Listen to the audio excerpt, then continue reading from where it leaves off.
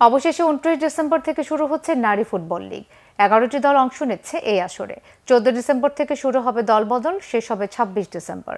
প্রতি দলে 4 জন বিদেশি রেজিস্ট্রেশন, কিন্তু খেলতে পারবে 3 জন।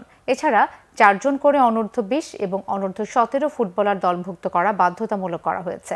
ম্যাচে এই বয়সভিত্তিক দুটি গ্রুপ থেকে 2 জন করে খেলাতে হবে।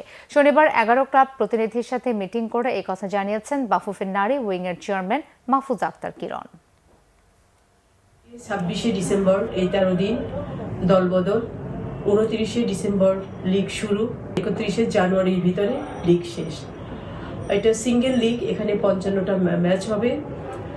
আমাদের এই লিগে আমরা ফরেন প্লেয়ার 4টা অ্যালাউ করেছি, কিন্তু খেলবে 3 জন।